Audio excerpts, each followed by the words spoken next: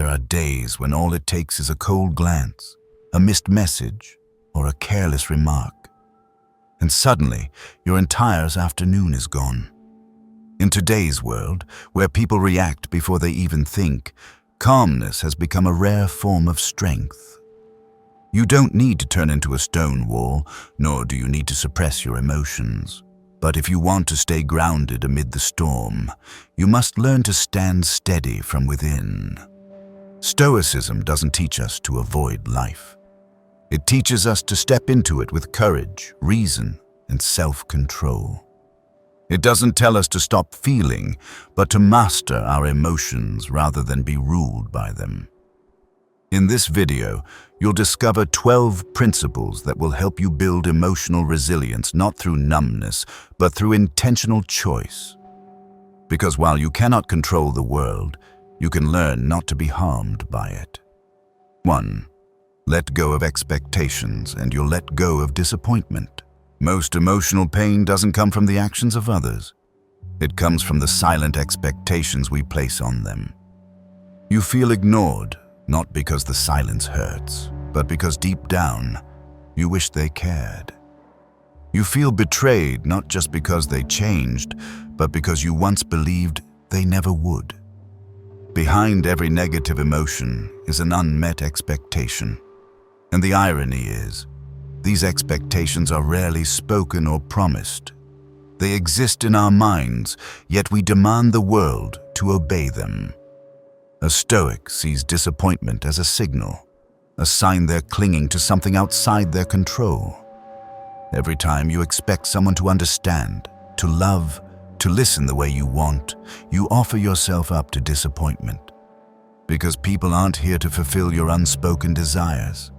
They act from their nature, their limits, their unconscious drives. And that's not wrong. What's wrong is tying your peace to how they behave.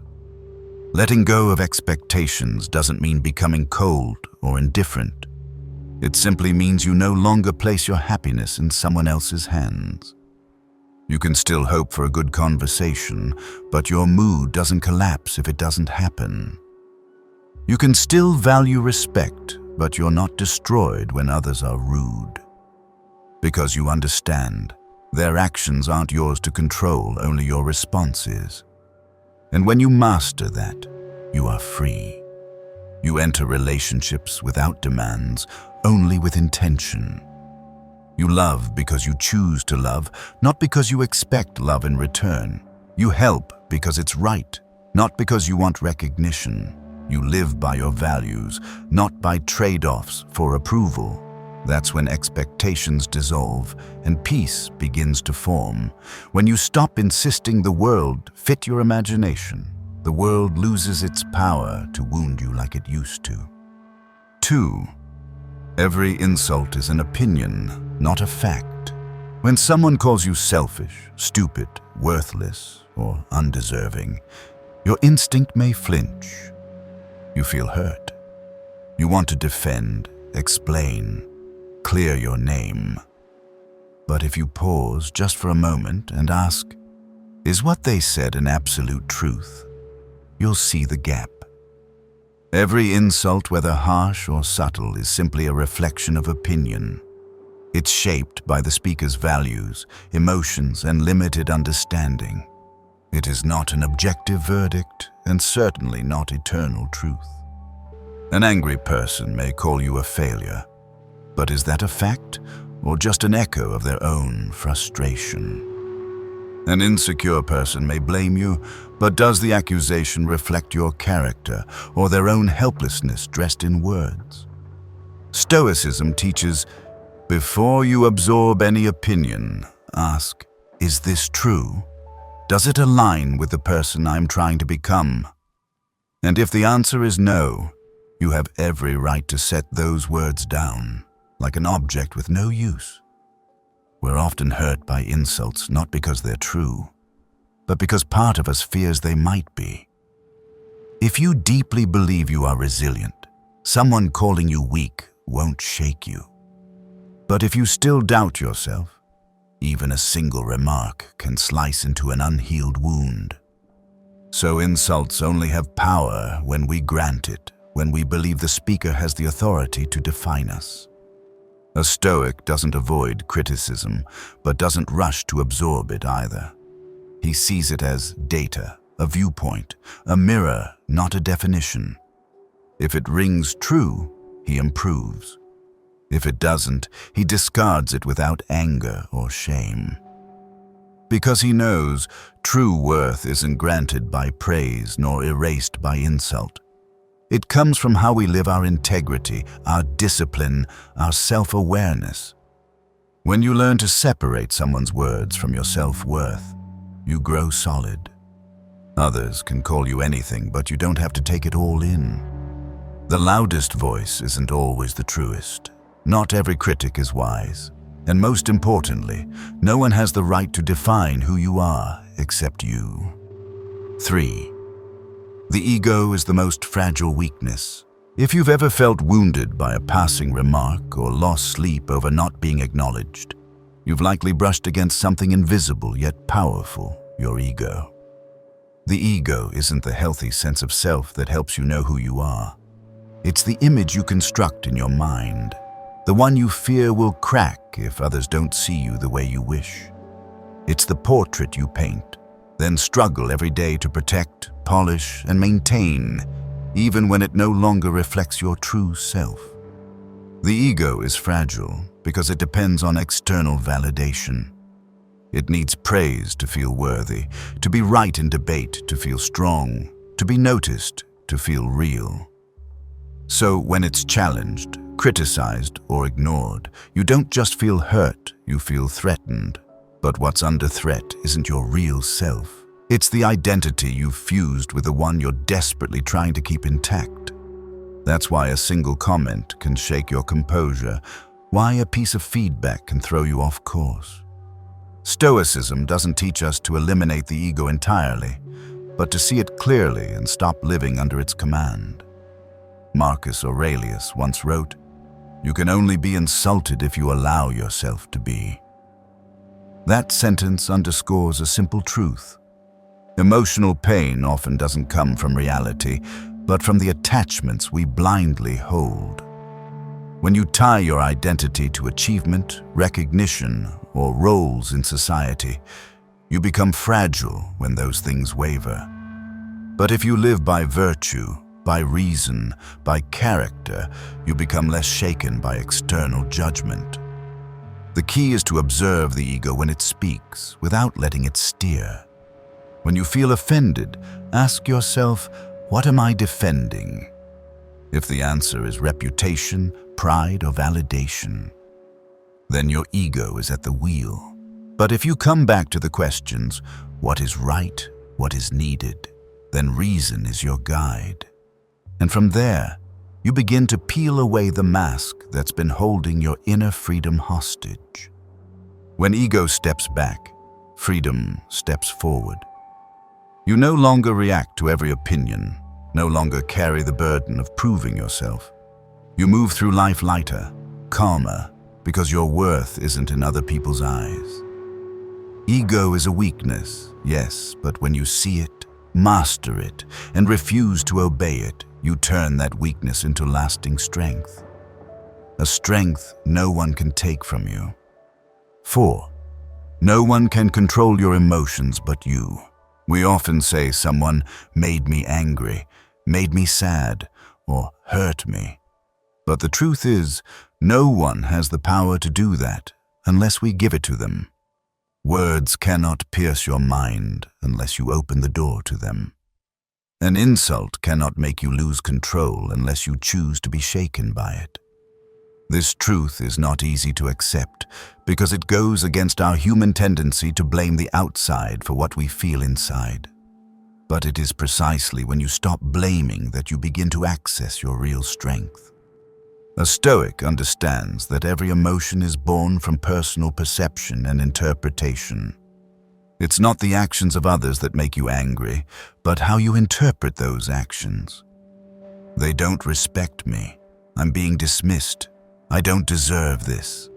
It is these internal thoughts that stir up negative emotions, not the initial act itself. As Epictetus said, men are disturbed not by things, but by their opinions about things. This is the essence of emotional freedom, knowing that you write the script of your inner world and you can rewrite it at any time. Picture your emotions like a remote control. Every time you say, "They made me upset," you're handing that remote to someone else. They press a button, you react.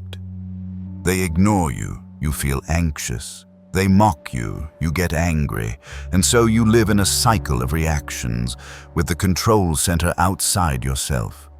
But when you reclaim that remote, you begin to choose differently. Instead of reacting on impulse, you pause to reflect, to reinterpret, to ask, "Do I need to let this steal my peace?"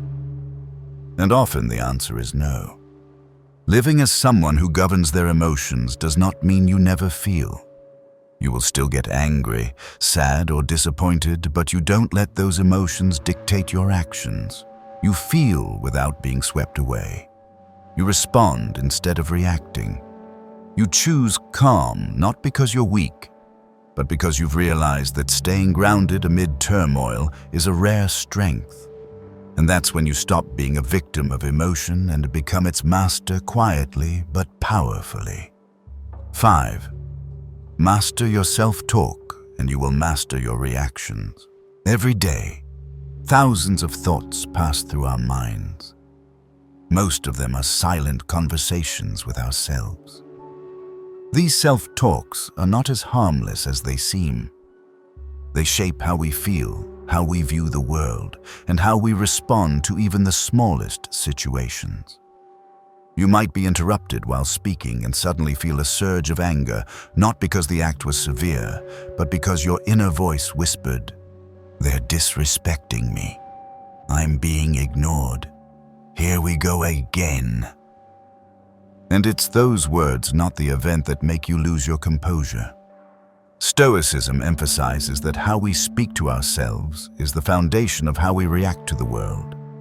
Marcus Aurelius, both an emperor and a philosopher, didn't journal to complain, he wrote to train his mind. He constantly reminded himself to stay humble, rational, and steady amid chaos. Those lines were intentional self-talk, a way to keep himself from being swept away by fleeting emotion. And that's a lesson for us today. If you don't consciously program your mind, it will default to fear, pain, and old patterns. Pay attention whenever you're angry, disappointed, or hurt.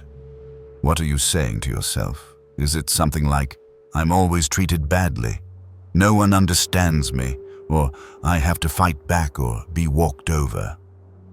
These words may seem invisible, but they fuel your behavior. If you want to change how you respond, you must first change how you talk to yourself. Replace self-defeating thoughts with rational reminders.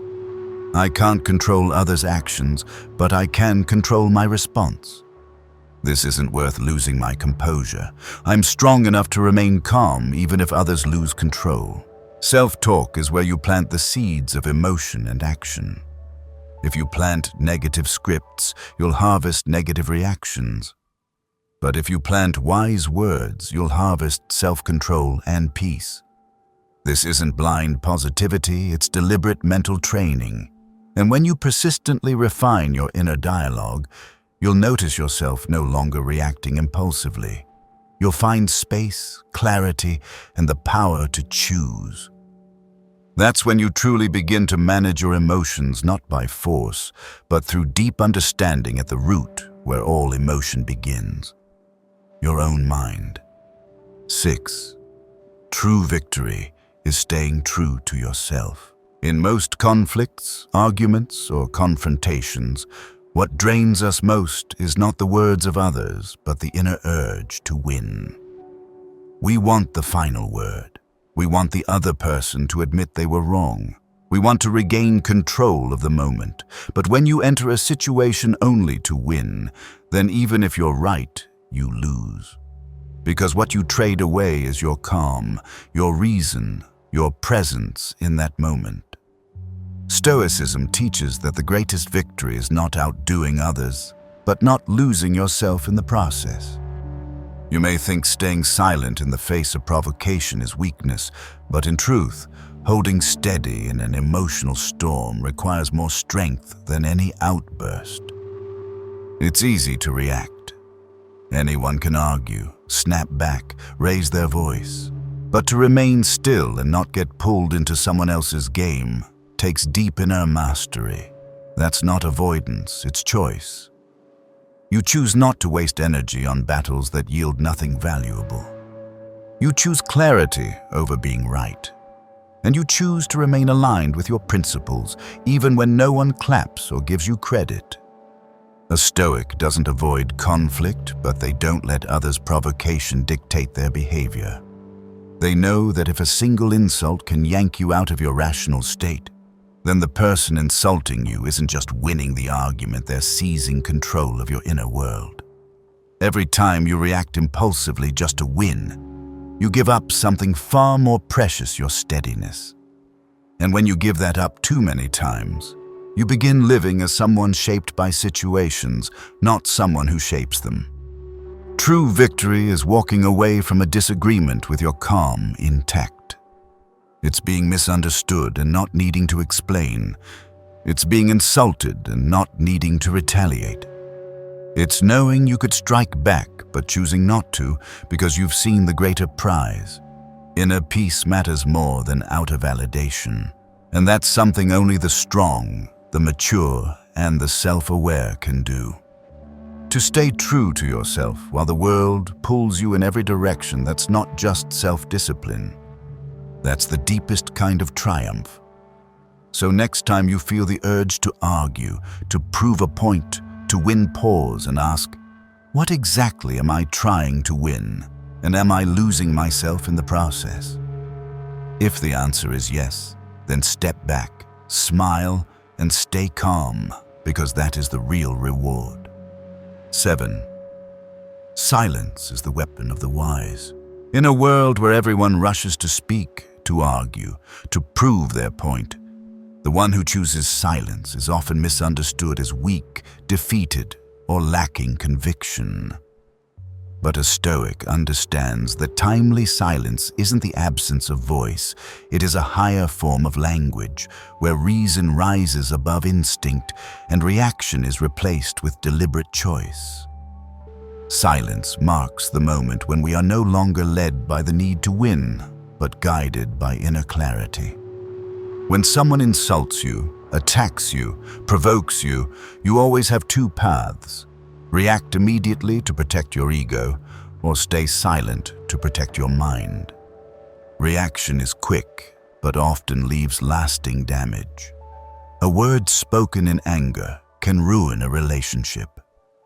A message sent in haste can destroy a reputation built over years. But timely silence is like a sharp blade. It doesn't need to strike, yet it makes others pause, reflect. When you say nothing, others are left alone with the echo of their own mind, and that can unsettle them more than any rebuttal. The wise do not remain silent because they have nothing to say, but because they know not everything deserves an answer. They don't explain themselves to those who've already decided to misunderstand. They don't argue with those who only want to hear their own voice, and they certainly don't waste energy on empty words, because they know that calm, mindful presence already compels others to question themselves. Silence is also a way to observe. When you're not swept into a constant cycle of reaction, you can take a step back, see the truth of a situation, and discern what deserves attention and what should be left alone. In silence, you gain time to separate truth from fleeting emotion, to choose words that build rather than just express. And in that discernment, you preserve your inner strength, a strength often lost in rushed speech. Marcus Aurelius once wrote, "True strength lies in the ability to remain silent." Because when you know who you are, you don't need to shout to be heard. When you stay centered, you don't need to respond to every jab. Your silence in that moment is not avoidance, it's a statement. It's not weakness, it's sovereignty. And that's why silence, when used at the right moment, becomes the sharpest weapon, a weapon that doesn't attack, because its very presence rises above. 8. Not everything deserves your reaction.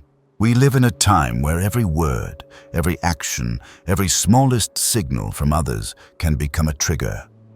A sarcastic comment online, a distracted glance in a meeting, an ill-timed joke, any of these can stir in us feelings of being dismissed, attacked, or disrespected.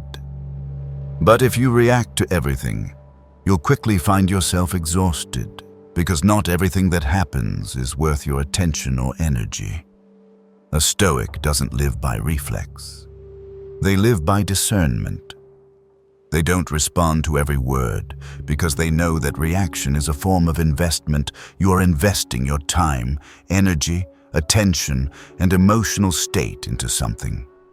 And like any investment, you must ask, is this worth it? Does this bring me closer to peace, to clarity, to the values I live by? If the answer is no, then often the best response is none at all. Some people just want to pull you into their game. The game of judgment, jealousy, and petty provocation. They speak harshly, not to dialogue, but to manipulate your emotions, to drag you down with the chaos they carry. And if you respond exactly how they hope, you've entered their game and surrendered your self-mastery. Meanwhile, not responding keeps the control in your hands. It is a silent answer, but a powerful one. It says, I choose not to be drawn in. Not reacting doesn't mean you're weak, and it doesn't mean ignoring everything. It means you're wise enough to know what deserves your involvement and what doesn't.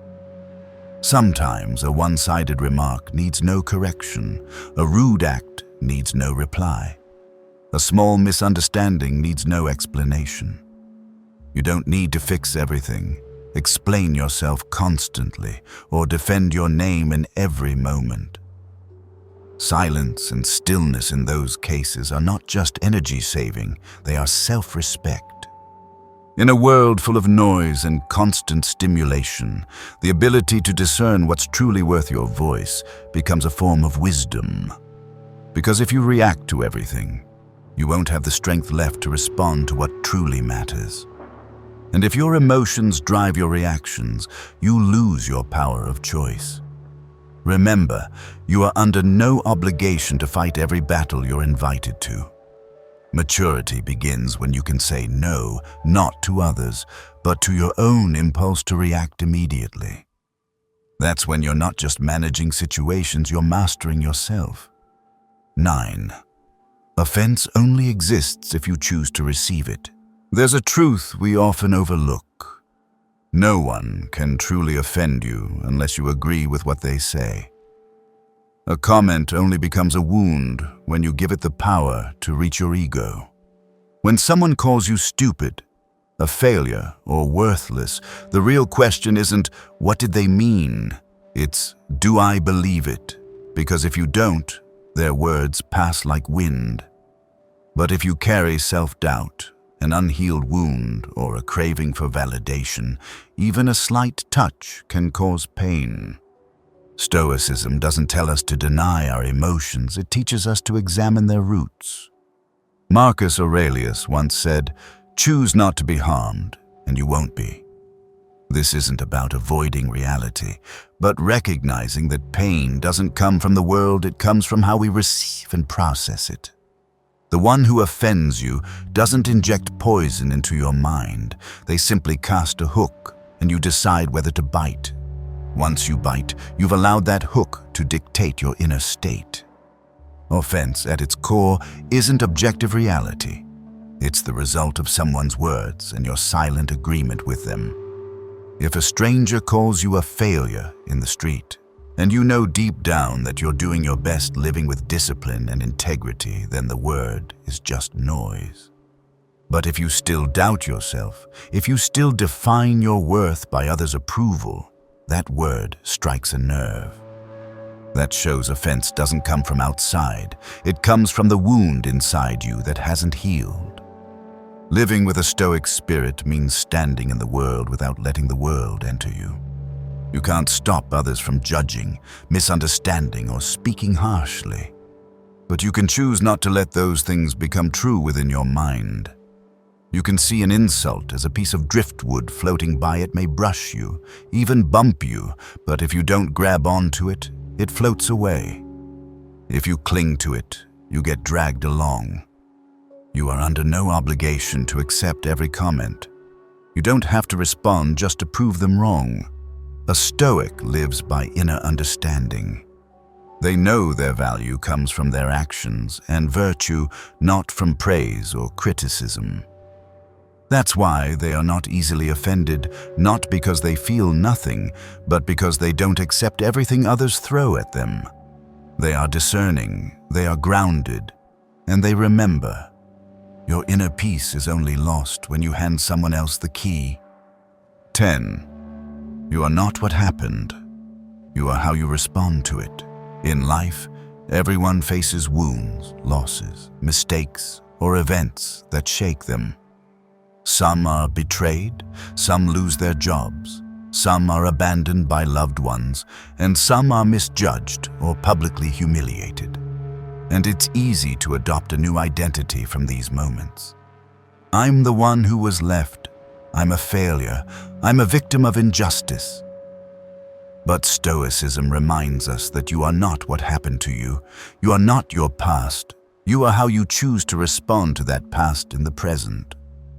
What happened is one thing. How you interpret it and act afterward is another. And that's what defines who you are. Two people may face the same event, but their responses can lead them down entirely different paths. One sinks into resentment, confusion, and self-abandonment. The other uses the pain as material to build inner strength, composure, and maturity.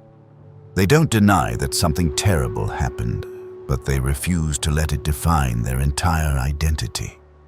A Stoic understands that life is unpredictable and fairness isn't always present. You can't control whether others hurt you, whether a relationship ends, whether someone deceives you, or injustice occurs. But you can always control one thing: your response. You can choose to learn instead of complain. You can choose to preserve your dignity instead of losing yourself in anger. You can choose to move forward instead of remaining trapped in the past. Your response is the territory where you hold full sovereignty. It is the space between what happens and what you do next. In that brief pause, even just a few seconds, you can choose to be someone you're proud of, or you can become a mechanical reaction to your fleeting emotions. When you train yourself to respond consciously, you begin to live as someone intentional, not a product of circumstances, but a creator of responses aligned with your values. You cannot control everything that happens, but you can master how you respond, and that is where your real power lies. People may misunderstand you, criticize you, turn their backs on you. Life may throw unexpected trials your way, but when you choose to respond with reason, with dignity, with self-command, you don't just survive your circumstances, you forge yourself into someone stronger, wiser, and impossible to define by the past or by others. So, next time something unwanted happens, remind yourself, I am not this event. I am how I will respond to it. And in that moment, you begin to reclaim mastery over your life, not by changing the world, but by changing how you walk through it. 11. Let them misunderstand.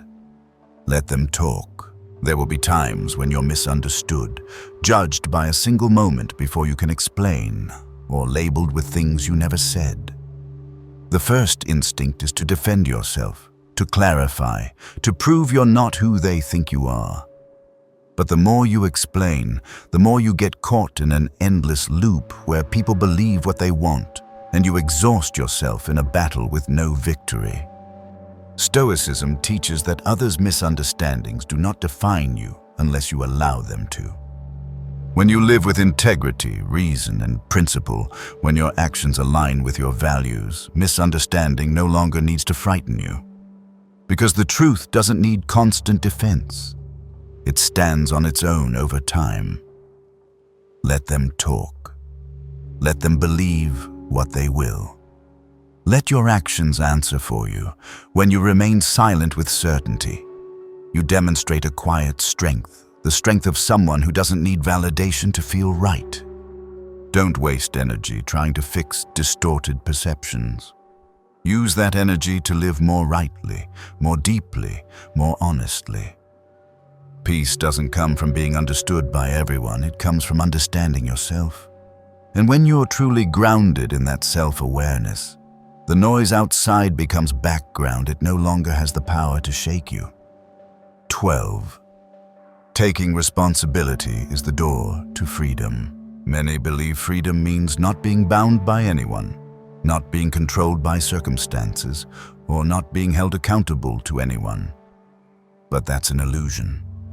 In truth, freedom only begins when you can look yourself in the eye and say, every emotion, every reaction, every choice I make is my responsibility.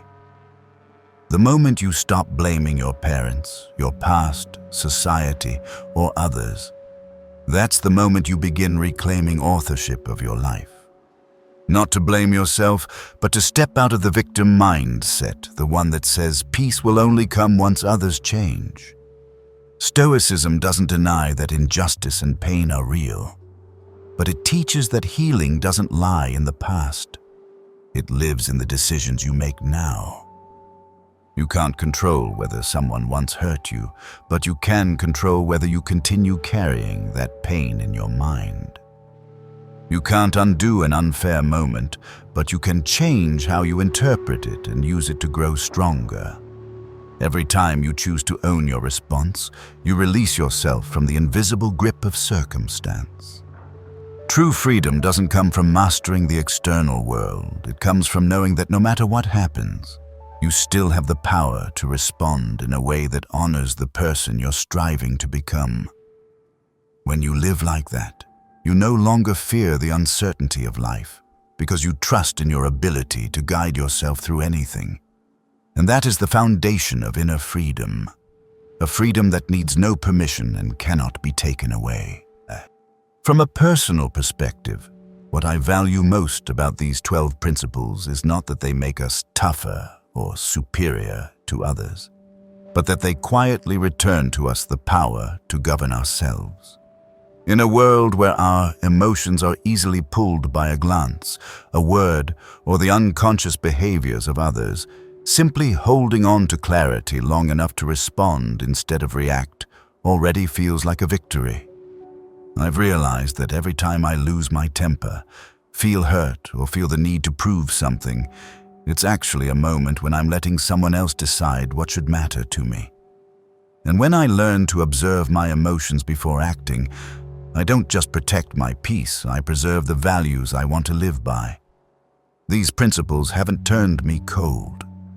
They've made me more intentional, more grounded, and less prone to manipulation. Because in the end, the only thing I truly own is the inner life I choose to cultivate each day. If these Stoic principles have resonated with you in any way, don't forget to like, subscribe, and turn on notifications so you don't miss future content. Thank you for taking the time to listen. And if there's one thing I hope you carry with you after this video, it's this. Never trade your inner peace for the noise of the outside world. I'll see you in the next video.